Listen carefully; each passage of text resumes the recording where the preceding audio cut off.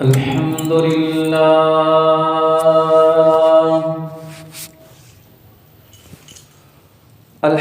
لله نحمده ونستعينه ونستغفره ونؤمن به ونتوكل عليه ونعوذ بالله من شرور أنفسنا ومن سيئات أعمالنا من يهده الله فلا مضل له ومن يضلله فلا هادي له ونشهد أن لا إله إلا الله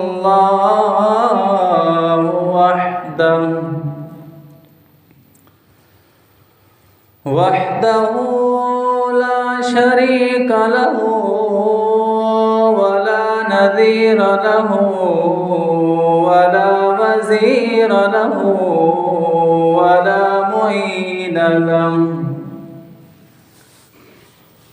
ولا معين له ولا مشير له ولا مثل له ولا مثال له وصل على سيد الرسل وخاتم الأنبياء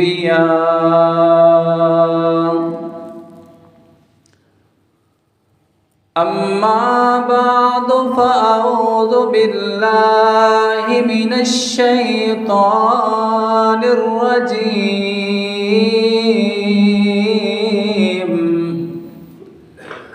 بسم الله الرحمن الرحيم يا أيها المدثر قم فأنذر وربك فكبر صدق الله العظيم رب اشرح لي صدري ويسر لي أمري واحلل عقدة من لساني يفقه قولي رب زدني علما رب زدني علما رب زدني علما سبحانك لا علم لنا اللهم لا علم لنا إلا ما علمتنا إنك أنت العليم الحكيم سبحان ربك رب العزة عما يصفون وسلام على المرسلين والحمد لله رب العالمين حضور آئے تو سر آفرینش پا گئی دنیا اندھیروں سے نکل کر روشنی میں آ گئی دنیا بجھے چہروں کا زنگ اترا ستے چہروں پہ نور آیا حضور آئے تو انسانوں کو جینے کا شعور آیا محبت اور شوق کے ساتھ درود پاک پڑھ لیں اللهم صل على سيدنا ومولانا محمد وعلى آل سيدنا ومولانا محمد وبارك وسلم علیہ. لائق صد تعظیم و تکریم میرے واجب الاحترام بزرگوں، دوستوں اور بھائیوں، جیسا کہ آپ حضرات کو معلوم ہے کہ حضور صلی اللہ علیہ وسلم کی سیرت طیبہ کے عنوانات چل رہے ہیں. آج اسی عنوان کا 15واں جمعہ ہے. اللہ تعالیٰ سے دعا ہے کہ اللہ تعالیٰ اس آیت مقدسہ جو کہ پڑھی گئی ہیں ان کی روشنی میں حق سچ بولنے کی توفیق عطا فرمائے، اور پھر ہم سب کو اس پر عمل کرنے کی بھی توفیق عطا فرمائے. سب کہتے ہیں آمین. حضور صلی اللہ علیہ وسلم کی سیرت طیبہ کے پہلو یہاں تک بیان ہو چکے تھے کہ حضور صلی اللہ علیہ وسلم کے گھر کے اندر تبلیغ کرنے کے بعد اب آپ صلی اللہ علیہ وسلم نے گھر سے باہر تبلیغ شروع فرمائی. سب سے پہلے سیدنا صدیق اکبر رضی اللہ تعالی عنہ حضور صلی اللہ علیہ وسلم کے ہاتھ پر مشرف با اسلام ہوئے، اسلام قبول فرمایا. اب آپ صلی اللہ علیہ وسلم نے سیدنا صدیق اکبر رضی اللہ تعالی عنہ کو حکم فرمایا کہ تم بھی اسلام کی دعوت دو، توحید کی دعوت دو لوگوں کو. حضور صلی اللہ علیہ وسلم کے جس طرح آپ دعوت دیا کرتے تھے اسی طرح سیدنا صدیق اکبر رضی اللہ تعالیٰ عنہ نے بھی دعوت دینا شروع کر دی. آپ سب سے پہلے سیدنا عثمان بن عفان رضی اللہ تعالیٰ عنہ کے پاس گئے. فاسلم عثمان، سیدنا عثمان بن عفان رضی اللہ تعالیٰ عنہ مسلمان ہو گئے. اسی طرح سعد بن ابی وقاص، عبد الرحمن بن عوف. تو سیدنا صدیق اکبر رضی اللہ تعالیٰ عنہ کے ہاتھ پر لوگ اسلام لے آئے، صحابہ کرام اسلام لا رہے ہیں، اسلام قبول فرما رہے ہیں. اور اسی طرح غریب غرباء میں سے جو غریب تھے، غلام تھے، وہ بھی اسلام قبول کر لیا. انہوں نے بھی حضرت خباب رضی اللہ عنہ، یاسر، عمار، حضرت سمیہ رضی اللہ عنہم، یہ سارے کے سارے اسلام لے آئے. اب حضور صلی اللہ علیہ وسلم کو جیسا کہ حکم تھا کہ قم فانذر، اے نبی جی اب سونے کا وقت نہیں ہے، کھڑے ہو جائیے اور لوگوں کو ڈرائیے. وانذر عشیرتک الاقربین، اور اپنے قریبی رشتہ داروں کو بھی ڈرائیے، ان کو بھی اسلام کی دعوت دیجیے. اللہ کی طرف سے حکم آ گیا، اور ہر نبی کا یہی وظیفہ ہوتا ہے، انذار اور ابشار، مبشر اور نذیر. ہر نبی کا یہی کام ہوا کرتا ہے کہ خوشخبری سنانا ان لوگوں کو جو اسلام قبول کرتے ہیں، اور اللہ کے عذاب سے ڈرانا ان لوگوں کو جو اسلام قبول نہیں کرتے. اب تک تو حضور صلی اللہ علیہ وسلم محمد بن عبداللہ کہلوایا کرتے تھے. لوگ آپ کا بڑے اچھے انداز سے استقبال کرتے، آپ کے راستے پر اپنی پلکیں بچھا دیتے، آپ کے راستے پر پھول کی پتیاں بچھا دیتے، آپ کو صادق اور امین کہتے تھے. آپ کا ایک چرچا تھا، ہر جگہ پہ آپ کی شہرت تھی. محمد بن عبداللہ کے نام بڑا بلند تھا، اور اب تک محمد بن عبداللہ لوگ بڑی عزت کرتے تھے. آج سے حضور صلی اللہ علیہ وسلم محمد بن عبداللہ سے محمد الرسول اللہ بننے جا رہے ہیں. سب سے پہلے آپ سیدنا محمد مصطفیٰ صلی اللہ علیہ وسلم جبل ابی قبیس پر کھڑے ہو گئے، اور عرب کے اندر یہ رواج تھا کہ کوئی اہم خبر دینی ہوتی تو اس پہاڑ پر چڑھ جاتے تھے اور جا کر آواز دیتے. اس وقت یہ لاؤڈ اسپیکر تو ہوا نہیں کرتے تھے, موبائل بھی نہیں تھے اس وقت, ایسے ہی آواز دیتے اونچی جگہ پہ چڑھ کر. تو حضور صلی اللہ علیہ وسلم جبل ابی قبیس پر کھڑے ہوئے صبح صبح اور جا کر آواز دی, وَصَبَاحًا وَصَبَاحًا, او قریشیو, سردارو, سارے میرے پاس آ جاؤ, میری بات سنو. حضور صلی اللہ علیہ وسلم کی یہ آواز سن کر پورے مکہ المکرمہ کے اندر کوہرام مچ گیا کہ وہ صادق اور امین آج سب کو بلا رہا ہے, جس نے پہلے کبھی کسی کو نہیں بلایا, اتنی اونچی آواز سے کسی کو آواز نہیں دی, آج وہ نبی ہم سب کو بلا رہا ہے. تو سارے کے سارے دوڑے ہوئے چلے آئے حضور صلی اللہ علیہ وسلم کے سامنے. سردار بھی آ گئے, سارے لوگ جمع ہیں سامنے. حضور صلی اللہ علیہ وسلم نے سب سے پہلے جو ان سے بات کی, اعتماد کا ووٹ لیا ان سے, اعتماد کا, کہ تم نے مجھے کیسے پایا ہے. میں نے 40 سال تمہارے اندر گزارے ہیں, بچپن سے لے کر جوانی سے لے کر 40 سال کی عمر ہو چکی ہے میری, تم نے مجھے کیسے پایا ہے, کیسا تجربہ کیا میرے اوپر. تو سارے کے سارے کہنے لگے, ما جربناک الا صادقا و عادلا, ہم نے آپ پر تجربہ کیا, آپ کو سچا پایا اور عدل کرنے والا پایا. آپ تو سچے بھی ہیں اور عدل کرنے والے بھی ہیں. حضور صلی اللہ علیہ وسلم نے سب سے اعتماد کا ووٹ لیا. تو سارے کے سارے کہنے لگے, کوئی ایک بھی اعتراض کرنے والا نہیں تھا اس وقت.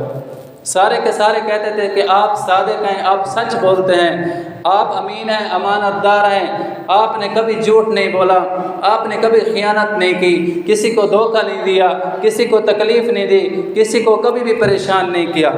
تو حضور صلی اللہ علیہ وسلم نے فرمایا, اچھا اگر میں تمہیں یہ کہوں کہ جس پہاڑ کے اوپر میں کھڑا ہوں, اس پہاڑ کی دوسری جانب دشمن ایک لشکر لے کے بیٹھا ہوا ہے, ابھی تمہارے اوپر حملہ کرنے والا ہے, تو کیا تم میری اس بات کو تسلیم کرو گے؟ روایت کے اندر آتا ہے کہ کچھ لوگ پہاڑی کے اوپر چڑھ گئے, انہوں نے جا کر دیکھا کہ دوسری جانب کوئی لشکر نہیں ہے, کچھ نظر نہیں آ رہا, اور وہاں پر جو لوگ رہتے تھے پہاڑ کی دوسری جانب, وہ ان کو بھی جانتے تھے کہ ان کے اندر اتنی جان, اتنی قوت, طاقت نہیں ہے کہ ہم پر وہ حملہ کر سکیں.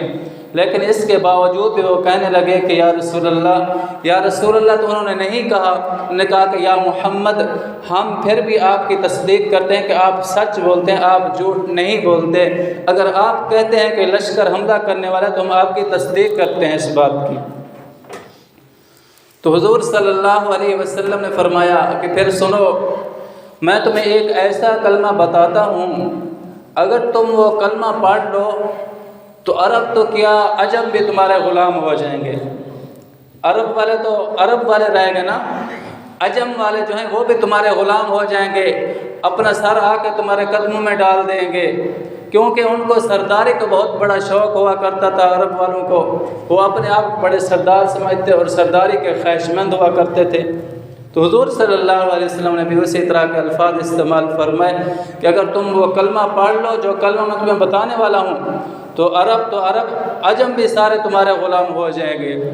تو سب نے کہا کہ علمنا یا رسول اللہ, علمنا یا محمد, علمنا یا محمد, ہمیں وہ بتائیے وہ کون سا کلمہ ہے, ہم تو ابھی پڑھنے کے لیے تیار ہیں, ہمیں سرداری ملنی چاہیے, ہم سرداری لینے کے لیے تیار ہیں. تو حضور صلی اللہ علیہ وسلم نے فرمایا کہ پھر سنو, قولوا لا الہ الا اللہ تفلحوا, لا الہ الا اللہ کہہ دو, سب کہہ دو, کامیاب ہو جاؤ گے. حضور صلی اللہ علیہ وسلم نے فرمایا لا الہ الا اللہ محمد الرسول اللہ پڑھ لو, سارے کے سارے کامیاب بھی ہو جاؤ گے, عرب تو عرب, عجم بھی تمہارے غلام ہو جائیں گے. جب حضور صلی اللہ علیہ وسلم نے کلمے کی دعوت دی, تو سب سے پہلے آپ کا چچا ابو لہب بولا اور پتھر اٹھایا اور کہنے لگا, تباً لہذا جماعتنا, ہلاکت ہو آپ کے لیے, آپ کے ہاتھ ٹوٹ جائیں. یہ ایک عربی کا محاورہ ہے, اس طریقے سے وہ بد دعا دیا کرتے تھے عرب والے. آپ کے ہاتھ ٹوٹیں، کیا آپ نے اسی وجہ سے ہمیں جمع کیا تھا یہاں پر؟ اور حضور صلی اللہ علیہ وسلم کو پتھر بھی مارا، اور پتھر مارنے کے بعد کہنے لگا لوگوں کو چلو چلو اس کی بات نہ سنو، چلو سارے چلے جاؤ، یہ ایسے ہی فضول بات کہہ رہے ہیں، نعوذ باللہ، یہاں سے سارے چلے جاؤ، یہاں پر رش نہ بناؤ، اس طرح کی باتیں کرنے لگا ابو لہب۔ تو اللہ تبارک و تعالیٰ نے اس کی اس گستاخی کا ایسے بدلہ لیا کہ تا قیامت اس پر یہ لعنت برستی رہے گی۔ اللہ تعالیٰ نے قرآن پاک کے اندر اس کے متعلق پوری صورت اتار دی، تبت یدا ابی لہب وتب ما اغنی عنہ مالہ وما کسب سیصلی نارا ذات لہب وامرأتہ حمالۃ الحطب فی جیدها حبل من مسد۔ یہ پورے کی پوری صورت اسی کے جواب میں اتری، جس طرح اس نے کہا تبا لک لہذا جمعتنا، اللہ تعالیٰ نے تبت یدا ابی لہب وتب اتار دی کہ تیرے اوپر بھی قیامت تک اسی طرح لعنت برستی رہے گی، تیرے ہاتھ ہلاک ہو جائیں۔ سوچنے کی بات ہے کہ اس مجمع کے اندر صرف ابو لہب تو نہیں تھا نا، اور بھی بہت سارے قریش مکہ موجود تھے، بہت زیادہ لوگ تھے۔ ان کو غصہ کیوں نہیں آیا؟ اس ابو لہب کو زیادہ غصہ کیوں آ گیا اس وقت؟ چونکہ علماء نے لکھا ہے کہ اس وقت مکے کی سرداری جو تھی وہ تقسیم ہو چکی تھی۔ بیت اللہ کے جو اپنے آپ کو مجاور سمجھتے تھے، کسی کے ذمہ حاجیوں کو کھانا کھلانا، پانی پلانا یہ ذمہ داری تھی، اور کسی کے ذمہ کوئی اور ذمہ داری تھی۔ اس ابو لہب کے ذمہ جو ذمہ داری تھی، وہ جتنے لوگ آتے تھے بتوں کے نام پر آ کر چڑھاوے چڑھاتے، جانور ذبح کرتے، جو مال و دولت دیتے، وہ سارے کا سارا ابو لہب لیتا تھا، ان سے وصول کرتا تھا۔ تو آج آ کر جب حضور صلی اللہ علیہ وسلم نے اس کلمے کی دعوت دی، لا الہ الا اللہ محمد الرسول اللہ، تو یہ لا کی جو تلوار ہے یہ سیدھی اس کے پیٹ میں جا کر لگی ہے۔ اس کو پتہ تھا یہ صرف خالی الفاظ نہیں ہے، لا الہ الا اللہ محمد الرسول اللہ، ان کے اندر، ان کے پیچھے بہت بڑا وسیع مفہوم موجود ہے۔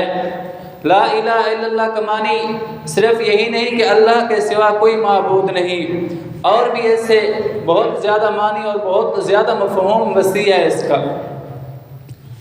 سب سے پہلے تو یہ ہوگا کہ ہمارے بت خانوں کی جو عبادت ہو رہی ہے، لوگ اس کی عبادت کرنا چھوڑ دیں گے۔ جب لوگ اس کی عبادت کرنا چھوڑ دیں گے، جو چڑھاوے چڑھانے کے لیے یہاں پر آتے ہیں وہ بھی نہیں آئیں گے، جو نظر و نیاز یہاں پر آ کر مانتے ہیں وہ بھی نہیں آئے گی، جو مال و دولت آ رہا ہے اس کے انہی کے واسطے سے، انہی بتوں کے واسطے سے، وہ بھی میرے تک نہیں پہنچے گا، تو میری تو ساری روزی روٹی کا مسئلہ ہے، میں تو تباہ و برباد ہو جاؤں گا۔ اسی وجہ سے سب سے زیادہ غصہ ابو لہب کو آیا۔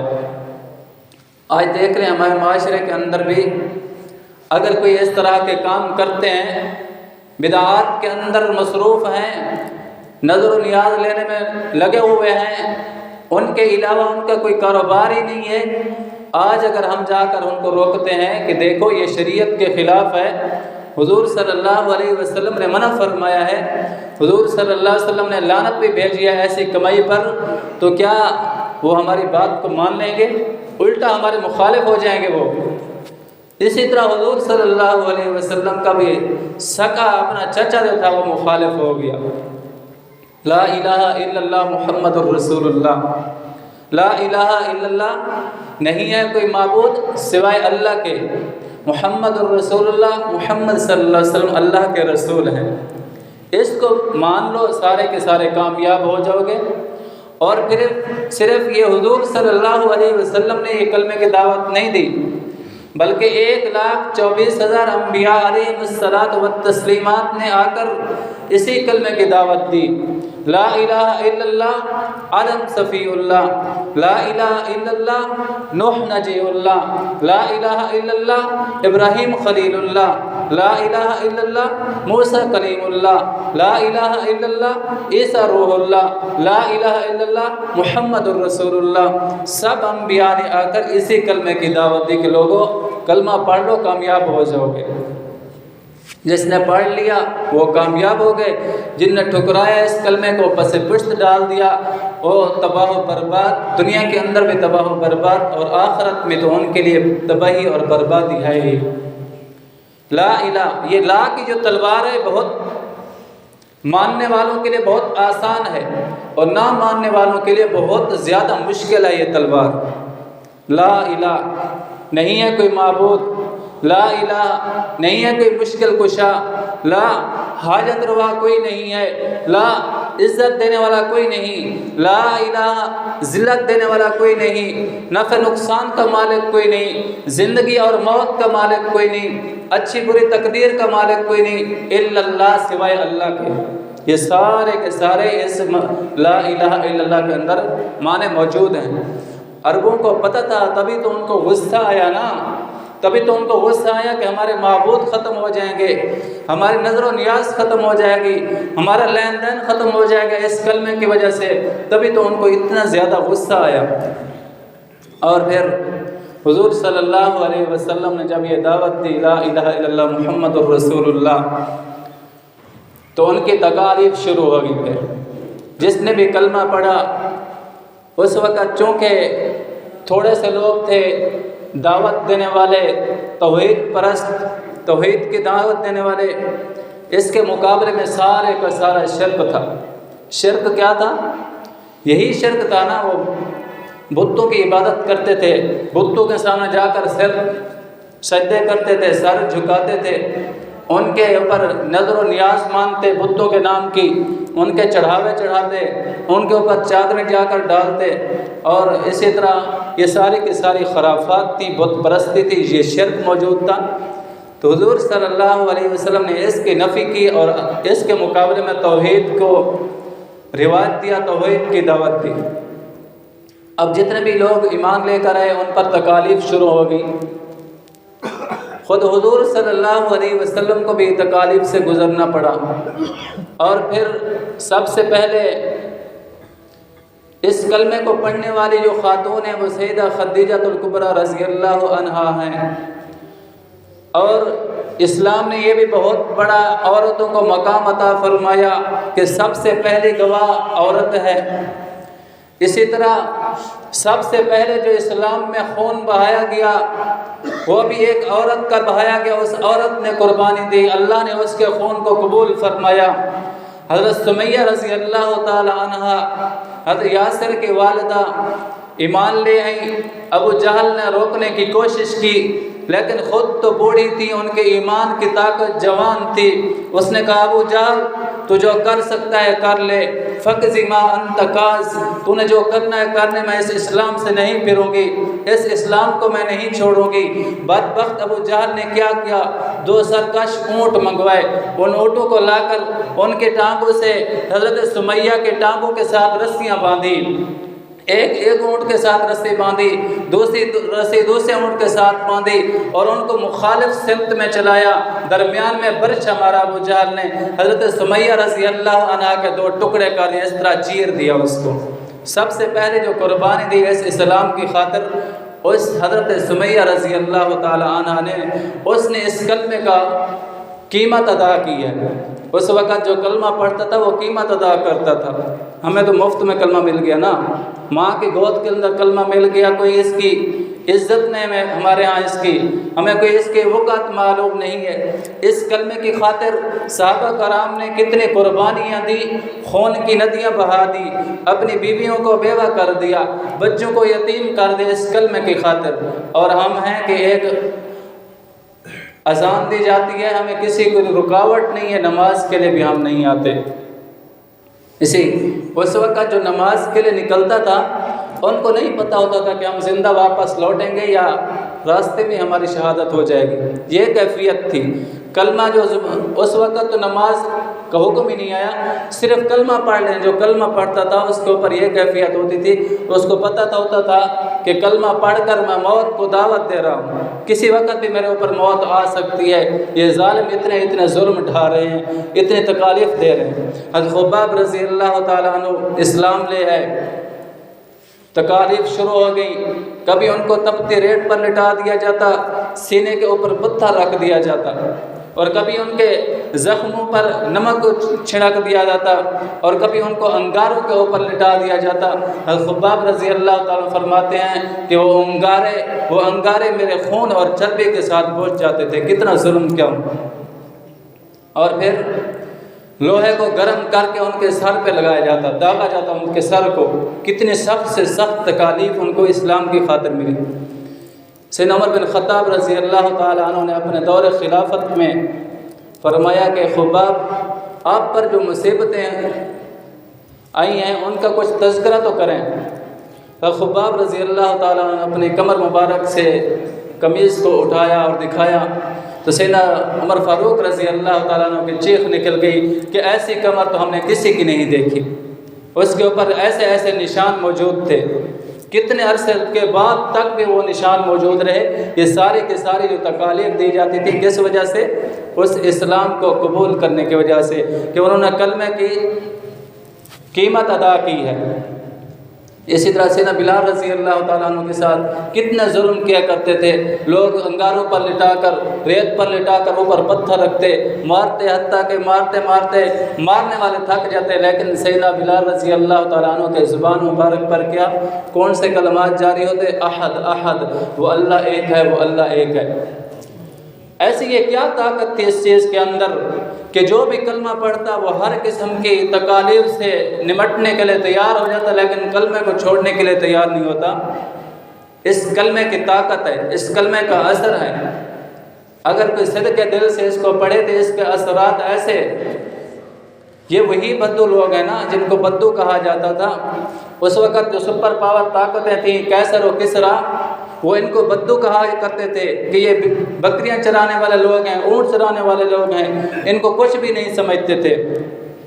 لیکن جب ان کو کلمہ ملا، کلمے نے ان کے اندر ایسی طاقت بھر دی، ایسے جذبہ اور قوت بھرا کہ وہی بدو جو بکریاں چرانے والے تھے، اونٹ چرانے والے تھے، کیسر و کسرا کے سامنے تلواریں لے کر کھڑے ہیں کہ آؤ ہمارے ساتھ مقابلہ کرو۔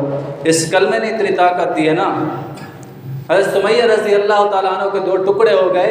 ایک عورت ہے، عورت کتنی تکالیف برداشت کر سکتی ہے، لیکن ابو جہل کے سامنے کیسے ڈٹ کر کھڑی ہیں جیسے کہ پہاڑ کی مانند کھڑی ہیں کہ آؤ جو کچھ کرنا ہے کر لو، فقضی ما انت قاض، میں اسلام کو چھوڑنے کے لیے تیار نہیں ہوں۔ اس ظالم نے دو ٹکڑے کر دی، یہ طاقت کہاں سے ہے؟ اسی کلمے کی وجہ سے، جو اتنا عظیم کلمہ۔ حضرت موسیٰ علیہ السلام نے اللہ تعالیٰ کے سامنے عرض کی کہ یا اللہ مجھے کوئی ایسا وظیفہ بتا دے کہ جو صرف میں ہی کروں اور کوئی نہ کرے۔ تو اللہ تبارک و تعالیٰ نے فرمایا کہ موسیٰ لا الہ الا اللہ پڑھا کرو، لا الہ الا اللہ پڑھا کرو، کہ یا اللہ یہ وظیفہ تو سبھی لوگ کرتے ہیں، مجھے بھی الگ وظیفہ بتلا۔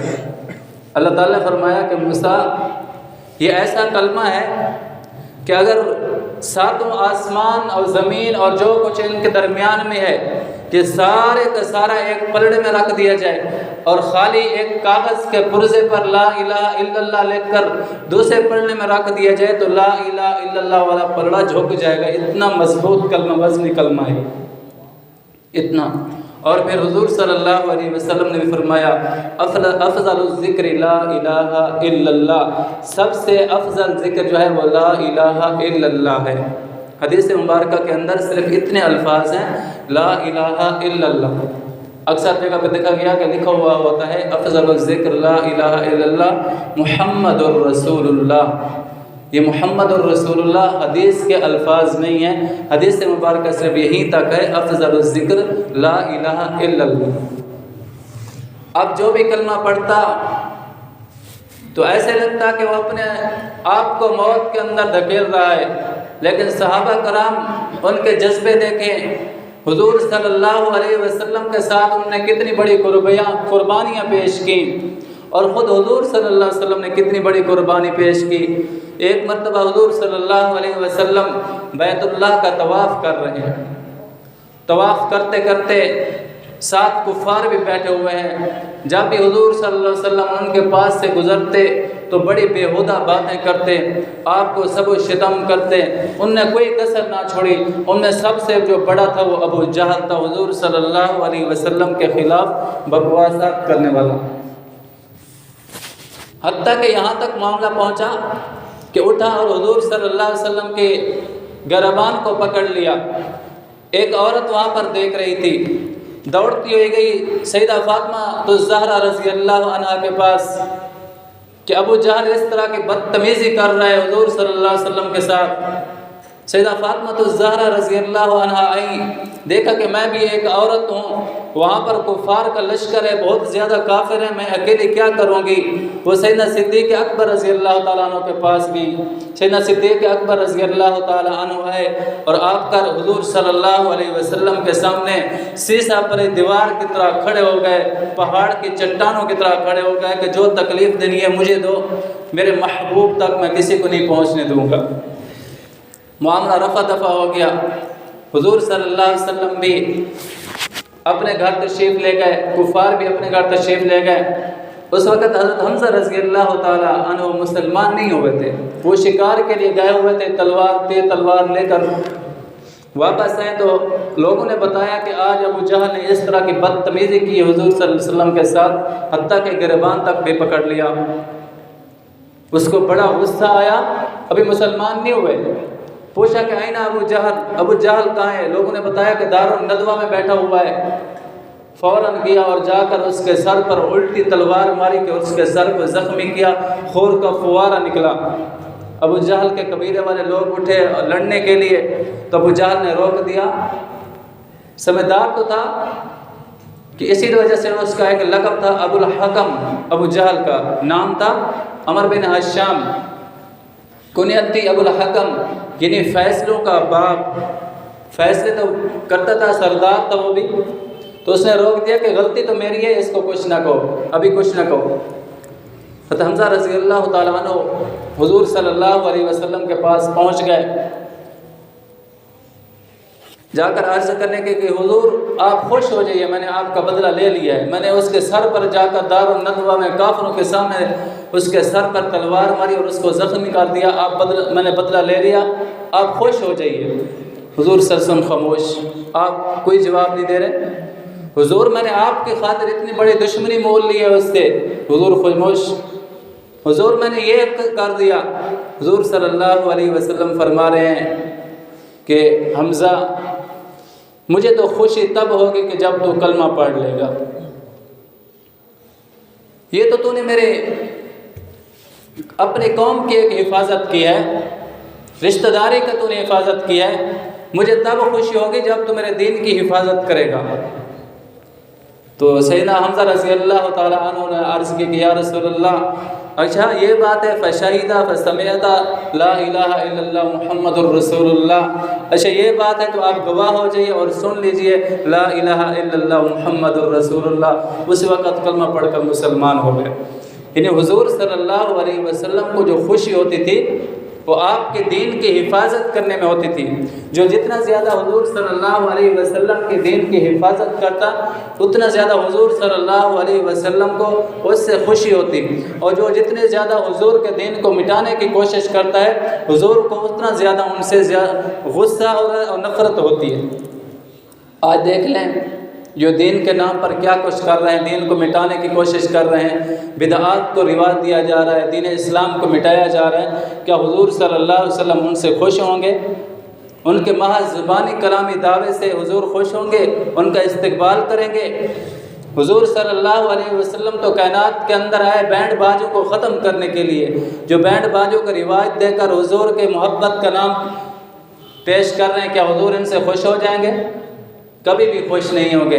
حضور صلی اللہ علیہ وسلم تبھی خوش ہوں گے کہ جب حضور کے دین کی حفاظت ہو جائے گی۔ جیسا کہ حضور نے ہم تک دین پہنچایا بھی ہے نہیں، ہم آگے لوگوں تک اسی طرح پہنچائیں تو حضور خوش ہوں گے۔ اگر اپنا دین گھڑ کر لوگوں تک پہنچایا تو حضور کبھی بھی خوش نہیں ہوں گے۔ اسی طرح سیدنا ابو ذر رضی اللہ تعالیٰ عنہ حضور صلی اللہ علیہ وسلم کے صحابی ہیں، بڑی عجیب ان کی حالت ہے، بہت ہی پیارے صحابی۔ ایک مرتبہ حضور صلی اللہ علیہ وسلم جنگ کے لیے تشریف لے جا رہے ہیں، پوچھا کہ ابو ذر نہیں ہے؟ راستے میں کہیں پڑاؤ ڈالا، آرام کرنے کے لیے بیٹھے، ابو ذر نہیں ہے؟ حضور وہ تو کسی وجہ سے پیچھے رہ گئے، ابھی تک نہیں پہنچے۔ دوسری مرتبہ پھر پوچھا کہ ابو ذر نہیں ہے؟ حضور وہ تو نہیں آ سکے۔ پتہ نہیں کون سی مجبور تھی ان کی، وہ لشکر کے ساتھ تشریف نہیں لائے۔ تھوڑی دیر گزری کہ دور سے ایک دیکھا کہ کوئی سوار آ رہا ہے، ایسے ہی مٹی نظر آ رہی تھی، تو حضور صلی اللہ علیہ وسلم نے فرمایا کن ابا ذر، خدا کرے کہ تو ابو ذر ہو، اللہ کرے جو آنے والا ہے یہ ابو ذر ہی ہو۔ وہ واقعی سیدنا ابو ذر رضی اللہ تعالیٰ عنہ تھے، حضور صلی اللہ علیہ وسلم کے پاس تشریف لائے، پوچھا کہ ابو ذر دیر سے آئے ہو، اب تو لگتا ہے کہ تحیا وحدہ تموت وحدہ تعیش وحدہ، تم اگر اکیلے آئے ہو تو مجھے لگتا ہے کہ تم زندگی بھی علیحدہ گزارو گے، موت بھی تمہیں علیحدہ ہی آئے گی، علیحدگی کی حالت میں تم رہو گے۔ تو اسی طرح ہوا بالکل۔ ان کے اسلام قبول کا واقعہ کہ کہتے ہیں کہ ان کا ایک بھائی تھا انیس کی تصغیر ہے، انیس بہت بڑا شاعر تھا، لوگوں کے ہاں مشہور ہو گیا کہ حضور صلی اللہ علیہ وسلم نعوذ باللہ شاعر ہیں، کاہن ہیں، جادوگر ہیں، اس طرح کے الفاظ بولنا شروع کر دیے دشمنی کے اندر۔ وہی لوگ جو پہلے صادق اور امین کہتے تھے، محمد بن عبداللہ ان سے بڑا کوئی صادق نہیں ہے، ان سے بڑا کوئی سچا اور عادل نہیں ہے، وہی لوگ جب حضور صلی اللہ علیہ وسلم نے محمد الرسول اللہ کا دعویٰ کیا تو کہہ رہے ہیں کہ وہ تو کائن ہے، وہ تو مجنون ہے، وہ تو شاعر ہے، وہ تو ساحر ہے، اس طرح کے بکواسات تم نے شروع کر دی۔ ابو ذر کہتے ہیں اپنے بھائی کو کہ تم بڑے شاعر ہو، انیس اس کا نام تھا، بہت بڑے شاعر ہو، تم مقابلوں کے اندر بھی جایا کرتے ہو، تمہارے مقابلوں کی شہرت ہے کہ تم نے بڑے مقابلے بھی جیتے ہیں، اور فصاحت اور بلاغت بھی آپ کے اندر کوٹ کوٹ کر بھری ہوئی ہے۔ آپ ذرا جاؤ نا حالات کا جائزہ لے کر آؤ، حضور صلی اللہ علیہ وسلم کے بارے میں جو مشہور ہے، کیا آپ واقعی شاعر ہیں؟ آپ کو تو پتہ ہے کہ شاعری کس طرح کی ہوتی ہے۔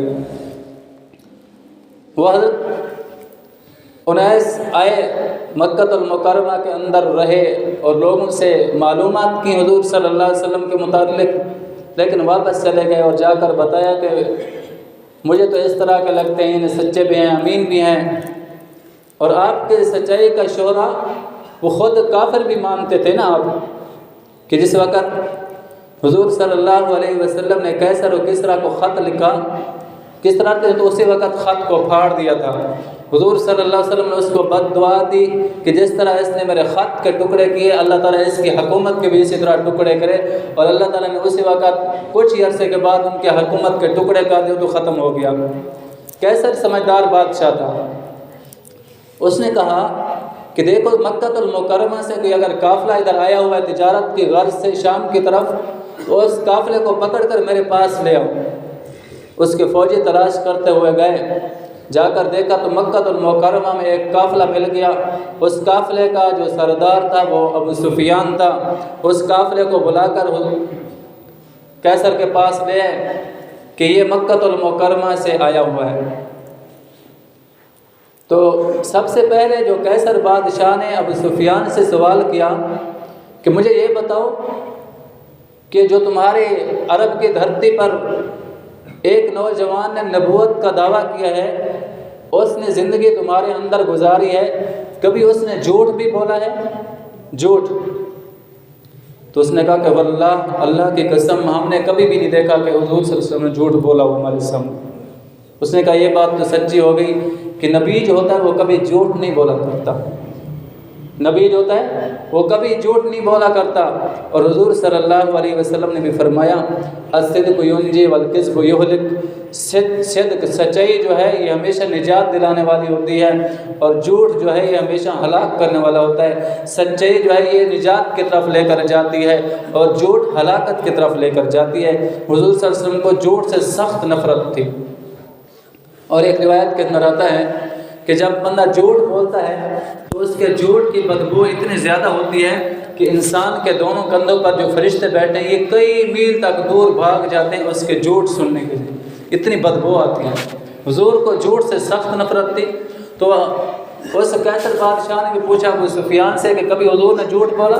کہا نہیں، حضور نے تو کبھی جھوٹ نہیں بولا۔ فرمایا کہ جو لوگوں کے معاملات میں جھوٹ نہیں بولتا وہ اللہ کے احکام پہنچانے میں بھی جھوٹ کبھی نہیں بولے گا، وہ سچا نبی ہے۔ تو وہ انیس آیا اس نے آ کر اپنے بھائی ابو ذر کو بتایا کہ میں نے تو ایسے ایسے دیکھا کہ وہ تو سچ لوگ کہہ رہے ہیں کہ سچ بولتے کبھی جھوٹ نہیں بولا۔ سیدنا ابو ذر رضی اللہ تعالیٰ عنہ کو اس سے تسلی نہیں ہوئی، کہتے ہیں کہ میں خود ہی جاتا ہوں اور خود ہی جا کر حالات کا جائزہ لیتا ہوں۔ آئے سیدنا ابو ذر رضی اللہ تعالیٰ عنہ مکہ المکرمہ بیت اللہ میں آ کر پڑاؤ ڈال لیا۔ اس وقت کوئی کسی حضور صلی اللہ علیہ وسلم کے بارے میں پوچھ بھی نہیں سکتا تھا، ان کو پتہ تھا کہ اگر کوئی پوچھتے ہیں کسی سے تو وہ سیدھا ابو جہل کے پاس رپورٹ جائے گی، ابو جہل پکڑ کر ہمیں تکالیف دے گا، ہمیں مروا دے گا، حضور تک بھی نہیں پہنچنے دے گا۔ تو وہ خاموشی سے آ کر بیٹھ گئے حضور کے انتظار میں۔ دیکھا تو وہاں پر دو عورتیں آئی ہیں، دو بت رکھے ہوئے تھے، اساب اور نائلہ۔ مکہ المکرمہ کے اندر دو بت تھے، اساب اور نائلہ۔ ان کے سامنے آ کر سجدہ ریز ہو گئی، ان کی عبادت کر رہی ہیں، ان کے چڑھاوے چڑھا رہی ہیں۔ عورتوں کی بھی عجیب حالت ہوتی ہے، جہاں کچھ دیکھتے ہیں وہیں پر جا کر گر پڑتی ہیں، اللہ ماشاء اللہ سمجھدار عورتیں بھی بہت ہیں۔ اکثر عورتوں کی طبیعت کہ نہیں سوچتی کہ یہ شرک ہے، توحید ہے، بس جیسا کیسا ان کے دماغ کے اندر آ گیا جا کر پڑاؤ ڈال دیا۔ تو وہ اساب اور نائلہ کے سامنے جا کر جھک گئی، عبادت کرنے لگ گئی۔ تو ابو ذر رضی اللہ تعالیٰ عنہ تو یہ قصے سن چکے تھے اساب اور نائلہ کے اپنے بھائی انیس سے، کیونکہ بہت بڑا شہر تھا کہ یہ کون تھے، ان کی ہسٹری کیا ہے، ان کی تاریخ کیا ہے۔ اصل میں اساب اور نائلہ دو مرد اور عورتیں تھیں جو بیت اللہ کے طواف کے دوران میں اس کے اندر بدکاری کی، بیت اللہ کے اندر اللہ تعالیٰ نے ان دونوں کو سزا دی کہ وہیں پر پتھر بنا دیا، اساب اور نائلہ کو۔ لیکن جن کی عقل ماری گئی وہی عورتیں، وہی عرب والے لوگ ان کی عبادت شروع کر دی، جن کو اللہ تعالیٰ نے سزا کے طور پر کہ انہیں بدکاری کی بیت اللہ کے اندر، ان کو پتھر بنا دیا، یہ کیونکہ پتھروں کو پوجتے تھے، ان کی جا کر عبادت شروع کر دی۔ تو حضرت ابو ذر رضی اللہ تعالیٰ عنہ دیکھ رہے ہیں کہ یہ اساب اور نائلہ کی عبادت کر رہے ہیں، تو فرمایا کہ تم کون عورتیں ہو جو اساب اور نائلہ کی پوجا کر رہے ہو؟ تم کو ان کی ہسٹری معلوم نہیں ہے، یہ کتنے گندے اور بدکار لوگ تھے کہ انہوں نے بیت اللہ کے اندر آ کر بدکاری کی، اللہ نے ان کو سزا دی اور بت بنا دی، اور تم ان کو سجدے کر رہی ہو، عبادت کر رہی ہو، تمہیں شرم نہیں آتی؟ اس طرح کی بات کی، وہ تو چیختی ہوئی اٹھی اور انہوں نے ہنگامہ مچایا، شور شرابہ کرتے ہوئے بھاگتی، یہ تو ہمارے خداؤں کو برا بھلا کہہ رہا ہے، یہ ہمارے خداؤں کو برا بھلا کہہ رہا ہے۔ راستے میں حضور صلی اللہ علیہ وسلم تشریف فرما تھے۔ حضور صلی اللہ علیہ وسلم اور آپ کے ساتھ سیدنا صدیق اکبر رضی اللہ تعالیٰ عنہ راستے میں آ رہے تھے، تو انہوں نے پوچھا عورتوں سے کہ خیریت کیوں چلا رہی ہو، کیا ہو تمہیں؟ کہتے ہیں کہ ایک بندہ بیٹھا ہوا ہے بیت اللہ کے اندر، وہ کہہ رہا ہے کہ اساب اور نائلہ یہ تو بدکار لوگ تھے، وہ ہمارے خداؤں کو برا بھلا کہہ رہا ہے، اس وجہ سے ہم بھاگ رہے ہیں۔ تو حضور صلی اللہ علیہ وسلم نے فرمایا سیدنا صدیق اکبر رضی اللہ تعالیٰ عنہ سے، پھر تو یہ ہمارے کام کا بندہ ہے جو بتوں کی اہانت کر رہا ہے، چلو اس کے پاس چلتے ہیں۔ تو حضور صلی اللہ علیہ وسلم سیدنا ابو ذر رضی اللہ تعالیٰ عنہ کے پاس آئے اور آ کر پوچھا کہ تم نے کہا ہے کہ اساب اور نائلہ یہ گندے لوگ تھے؟ اس نے کہا کہ ہاں میں نے کہا ہے، میں نے ان کی ہسٹری پڑھی ہے، میرا بھائی شہر ہے، مجھے معلوم ہے ان کے متعلق۔ تو کہا کہ اچھا کہاں سے آئے ہو؟ فلاں جگہ سے آئے ہیں، ابو ذر میرا نام ہے۔ کس مقصد کے لیے آئے ہو؟ میں محمد الرسول اللہ صلی اللہ علیہ وسلم کو ملنے کے لیے آیا ہوں۔ تو حضور صلی اللہ علیہ وسلم نے فرمایا کہ پھر آپ کو خوشخبری ہو، وہ محمد میں ہی ہوں۔ باقی انشاءاللہ اگلے جمعے سے بیان کریں گے، ٹائم مکمل ہو گیا، سنتے پڑھیں۔